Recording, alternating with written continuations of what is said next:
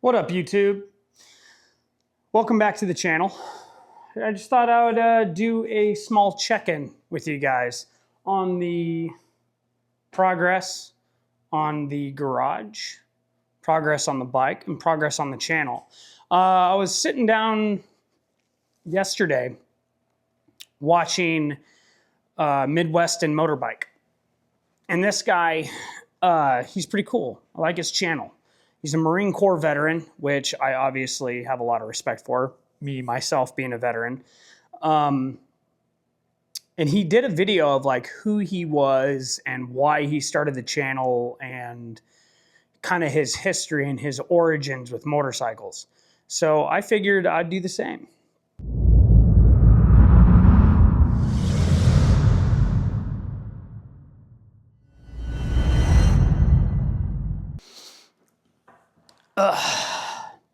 I figured this will be good. This is pretty informal. So, as you can tell in the garage, I've been doing a lot of work on it. I got the storage shelves out of the alcove, and I've put a coat of paint on the wall, and I've remounted all my license plates. And my neighbor Dan gave me a couple of them. But yeah, so Blacktop Diaries, what is it? It's exactly what the name is. It is a diary of me on the blacktop, me on the road, my internal thoughts, it's like snapshots of what I'm doing at that time. So Blacktop Diaries, we came up with the name. My wife Jennifer and I came up with the name.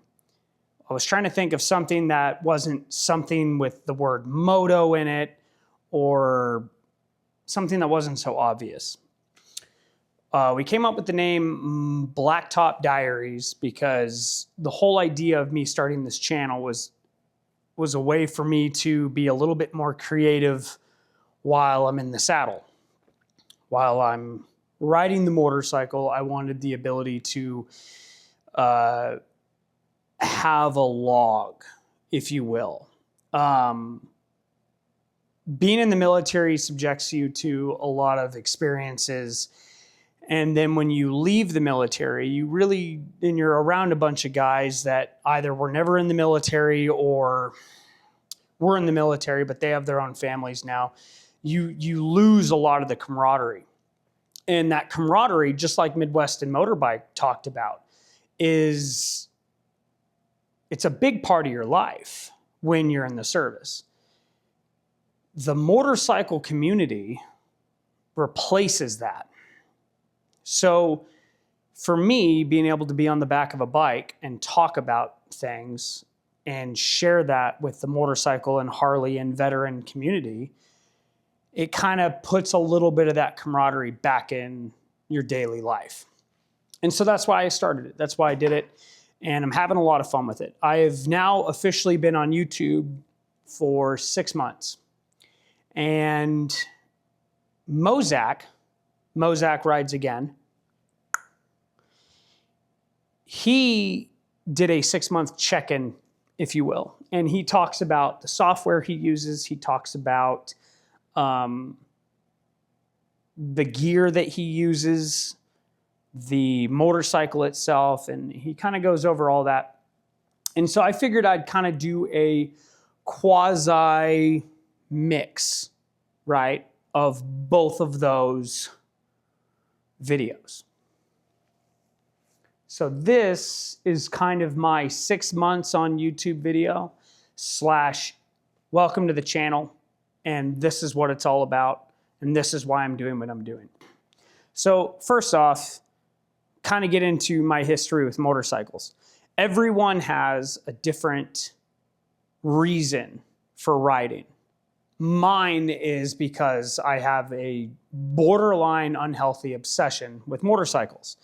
I got my rider's permit at 16 with my driver's license, and I rode motorcycles from 16 onward on the road. Of course, most of us grew up on dirt bikes, but my passion for Harley Davidson motorcycles and motorcycles in general started on street legal with license plates and licenses and turn signals and all the what have you, started at 16 years old in Shelton, Washington, where I'm originally from. And this motorcycle passion is in most members of my family. My brother rides. My brother was a master level Harley technician out of Florida and then Pennsylvania. My dad rides motorcycles. My uncles ride motorcycles. My mom rides motorcycles. It's very much a family trait, like passed down almost, the love of motorcycles. In fact, the motorcycle right there, Clyde right there, was my dad's bike. And then he let me work on it. So that's slowly, very slowly becoming a thing. Right now it's a display piece, as you can tell. I should move those chairs. Doesn't look as good. But anyways, so my love of motorcycles started really when I was probably about 5 years old. And that was when I got my first dirt bike. It was a little Suzuki 50. Then I moved on to YZ100. It wasn't a YZ, it was MX or an MT100, old 70s Yamaha motorcycle. And then I had a 89 Yamaha Midnight Virago for a while. It was my dad's. I rode that around a bunch. And then I rode this motorcycle a bunch. The 73 Triumph Bonneville T140V is what that is. And then when I was in high school, my later years in high school, we moved to this side of the mountains in Eastern Washington. I rode a 99 Suzuki DR350. I believe it was a 99. That was the one I rode when I first got my motorcycle license. It was my first street legal bike that I was legally able to ride on the road. Rode it to high school. Rode that thing all over the place, took it off road, took it on road, did all the things. And then when I joined the Air Force, I didn't have a motorcycle for a little while. Obviously, through basic training and tech school, you don't really have the kind of riding opportunities that you do as a civilian.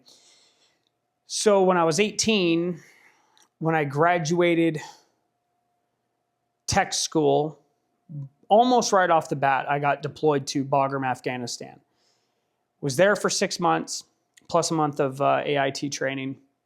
So I was basically displaced for 7 months, came back, and as a kind of a present to myself, I went down and me and my dad purchased a 2007 Harley-Davidson Sportster XL 1200R. It's the Roadster edition. Hope you don't mind if I vape, because I am in my garage and I do what I want, because I pay taxes. So, where was I? My first bike was a 2000, my first Harley, not my first bike, my first Harley Davidson was a 2007 XL 1200R, the Roadster. It was green and cream, and I loved it. Absolutely loved that motorcycle. That's when I really started wrenching on bikes that weren't dirt bikes. Changed out the exhaust on it. I changed out handlebars. I put small little 12-inch apes on it. I did a bunch of work on it. And then that was the bike I had for a very long time. And then when I separated the Air Force in 2014, I moved back to Eastern Washington. It's where my wife is originally from, not me. My family's originally from Southern California, Nevada, Arizona. My wife is from here. So when I separated the Air Force, we came back here and got my Harley running with the lot of help from a dear friend of mine named Matt Go. Matt Go basically did all the work. So he was really the guy that taught me 90% of what I know about wrenching on motorcycles.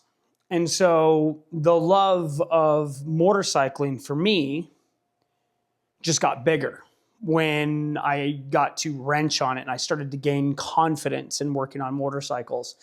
And then after the 2007 Sportster, I sold that to buy a 2006 Dyna Street Bob, 88 cubic inch, fuel injected. It was the FXDBI, the injected version, fuel injected. I bought that from Uncle Rob. That bike carried me for a couple of years, rode that one for a while until I sold it to a buddy of mine named Josh Cornell, no relation. That joke only makes sense if you know my name, it's fine. Sold that bike to a buddy, and then I bought a 2018 Softail lowrider in Barracuda Silver. It was either an 18 or a 19. I think it was an 18. Softail lowrider, and it was in Barracuda Silver, and I love that bike. This bike carried me for a couple of years until 2020 came around, and in 2020 the Lowrider S got released. And at the time I was full tilt boogie into club style. So I wanted the Lowrider S. You know, it had the bigger motor, it was all blacked out, it had the bronze accents, so I really wanted the Lowrider S. So I went in, I traded in my bike for a funny story actually, and my friends will not let me live this down if I don't tell it here. I'm sure they still won't. So I actually went to the dealer for a new rear tire because I'd worn that thing down, and I'm there getting the new rear tire changed out, and it's in the middle of winter. I think it was February, and I wanted the new rear tire on my 2018 lowrider before the next riding season came out or started. So I'm in the dealer and I'm sitting down in one of Lone Wolf Harley Davidson in Spokane. And I'm sitting there and they have these big leather couches next to a fireplace. So I'm just chilling and I got my eye on this blacked out Lowrider S sitting off in the corner. And I'm staring at it, and I was like, man, that thing is beautiful. So one of the salesmen picks up on that, obviously, and I totally got sold. He's like, well, you know, you won't have to pay for the new rear tire if you just buy a new bike. So I said, yeah, screw it. So we pulled the trigger on it. I traded in the 2018, got the 2020 Lowrider S, and I had that 2020 Lowrider S for the better part of 5 years, almost 5 years. I had it from the very beginning of 2020 to just about the end of 2024. So 4 years, 4.5 years, whatever. So had that bike for 4.5 years, loved every second of that bike. But then in that time frame, when I had the 2018 Softail lowrider, me and Rob went to Sturgis. We went to Sturgis in 2019. And my 18 lowrider did not have cruise control on it, had no type of luggage whatsoever. In fact, this is how I had to set my bike up. Had a tonneau bag over the rear, all the things. So, I mean, it was rough. It was 19 hours. Rob and I did 1,040 miles in 19 hours. And it was rough. I had no cruise control. For 19 hours, my arm is outstretched just like this. And it was rough going. Meanwhile, Rob is on his, at the time, 2013 Road Glide, and he's just chilling. He's got cruise control. He's got tunes. He's sitting back. He doesn't even have to touch the handlebars for periods of time. So we start doing longer distance stuff, right, in this time frame. From the time that I had the 2018 lowrider till the time I traded my 2020 lowrider S in. I didn't trade it in. I actually traded pink slips with a guy because I owned mine outright, and this guy had the last bike, the bike that you guys know of me riding, the 2014 Electric Glide Ultra Limited. So I simply took a bunch of photos of the 2020 Lowrider S and said, you know, screw it. Maybe it's time for me to get a bagger. And I was against baggers for a long time until I started going on longer distance rides. So I said, well, let's try it out, someone. So I traded this guy a 2014 Electric Glide Ultra Limited, and I rode that one for a year. And yeah, basically a full year of having that bike. And the reason why I traded that in is because I wanted to see if I was ready for a bagger. And then I rode that bagger for a while, and I went through this phase, if you guys remember on the channel, of like, I'm kind of over Harley Davidson. And I went through this phase of wanting to get into a different make and model. So I started looking at Triumphs, building a cafe racer, doing something like that, getting into the Scramblers or the new T120s and what have you. And then I went to Born Free 16 in Silverado, California, down there by LA. Rob and I rode down there, and I was on the Electric Glide. And there was something about that rally that really just, it grabbed me. And I made the joke on the channel of, you know, just when you think you're out, they pull you back in. Because I started seeing all these badass Harleys again that were customized and dudes making it their own. And they got me. They got me back into Harley full tilt. So I said, yep, I'm sticking with baggers. I'm sticking with Harley. So started looking at Milwaukee 8 baggers again, because I did miss the Milwaukee 8. Absolutely love that motor.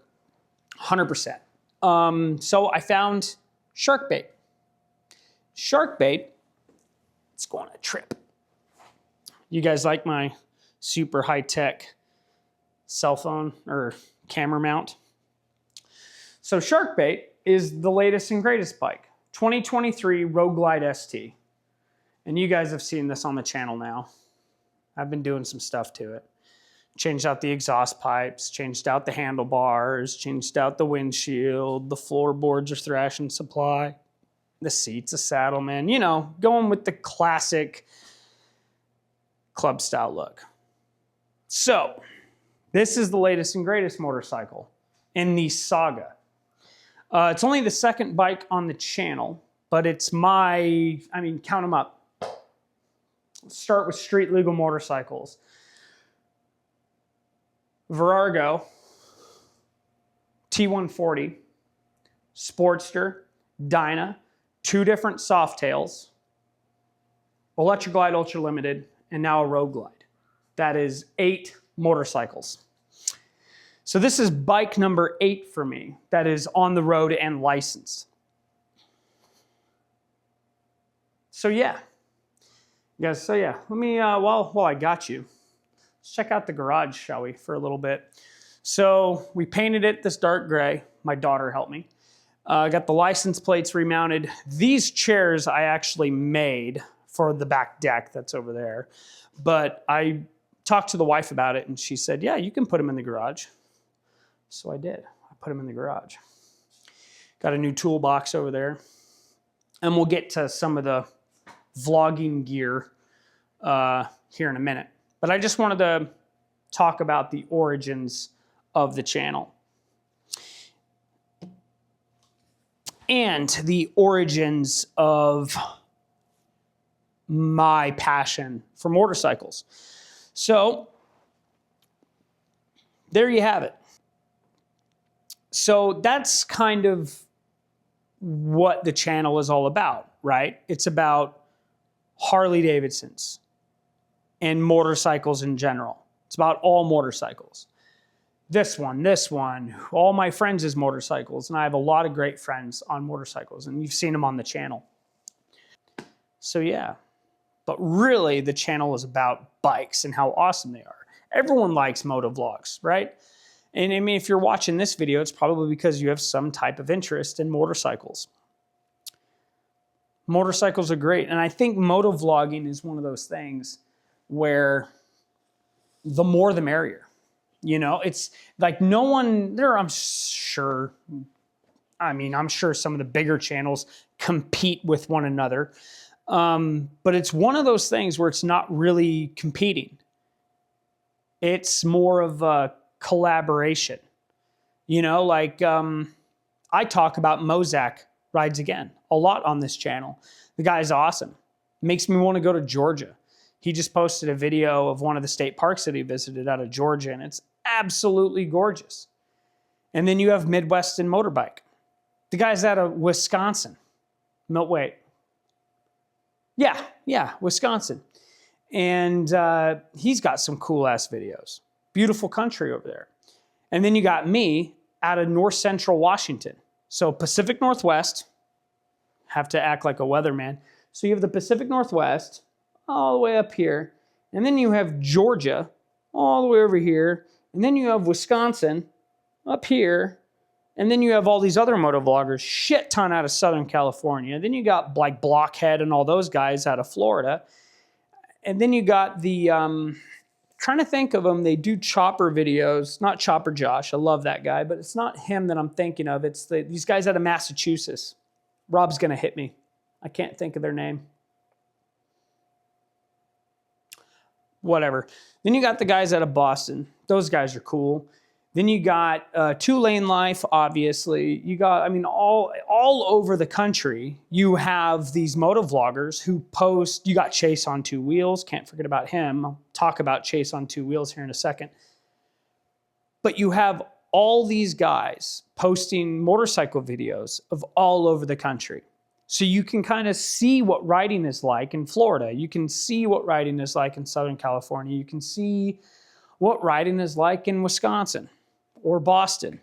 Or now with my channel, there's not too many of us out of Washington State, I have noticed. There's a couple of us, but it's not anything like the California or Texas, like Bike and Bird, right? One of the OGs that I absolutely love his channel, Bike and Bird. He's out of Texas. And there's a couple of them out of Texas now. Some of the bigger name guys. But like I said, there isn't too many out of Washington. And next year, I do plan on showing more of the state, going over to the west side a bunch more. Show you guys my old stomping grounds, Shelton, Tacoma, Seattle area, Olympia, all the ocean shores, all that jazz. So yeah, that's who I am. And that's what this channel is all about. Rallies, motorcycles, friends, riding. So let's get into some gear that I like to use. Still there. Okay, so let's get into some of the equipment that I use and I've used on this channel. So right off the bat, I can't show it to you because I'm using it, but I use a DJI Osmo Action 5 Pro. That is my camera. For a long time on this channel, I used a GoPro Hero 13. And I liked it, but the DJI, and I have a video on that already of why I switched from GoPro to, oh God, GoPro to DJI. But I made the switch, so that's my primary camera. Let's see if I even have the GoPro on me today. Nope, it's inside. So that's the camera I use. Now, as far as microphones, you can see it right here. I have actually just invested into the DJI mini mic. Comes in a case like that. And there's actually 2 microphones in this kit and 1 receiver. Now, as far as the helmet goes, I have the Ruroc Atlas 4.0. And as far as mounting the camera is mounted on a chin mounts. And this thing is awesome because it was like super user-friendly. Really easy. It forms to my helmet. It's 3D printed.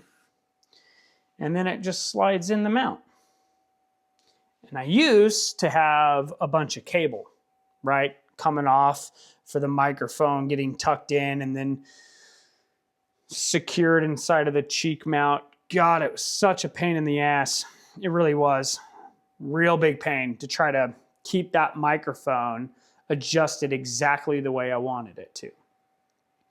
But now, using this, oh yeah, I wanted to show you guys. This is pretty cool. I stole this from Chase on Two Wheels. He had a really cool thing where he did this. I don't know if you're gonna be able to see it, but there is a magnet in there. Let's see if you guys can see this. There is a magnet. No, there's not. You might be able to see it a little bit. I epoxied a magnet to the inside of my chin guard on my helmet, right about there, that this actually magnets to. So now it's no Velcro, it's no nothing. It's just an epoxied permanent magnet on the inside of my helmet that when I go ride, I can pull this Put it right in there, turn on the camera, it auto syncs. Super easy. So yeah, that's the equipment I'm using as far as motovlogging goes. Is real simple, which I'm not really too technically savvy, so it has to be simple. But it is the helmet, chin mount, camera, Bluetooth wireless microphone. I'm still trying to figure out how to do the 2 microphone thing and how to muffle it well and so it doesn't reverberate in the saddlebag, but I'm still doing some test rides on that to see how to do that better. So yeah, guys, that's Blacktop Diaries in a nutshell. It's just me and a couple of friends riding motorcycles, talking about motorcycles. And we do live, much like Midwestern Motorbike talks about, we do live in the northern Arctic Circle, it seems like sometimes. So our riding season's about 6 months a year, maybe 7 months a year if you're lucky. And then outside of that, it's try to stay warm, you know?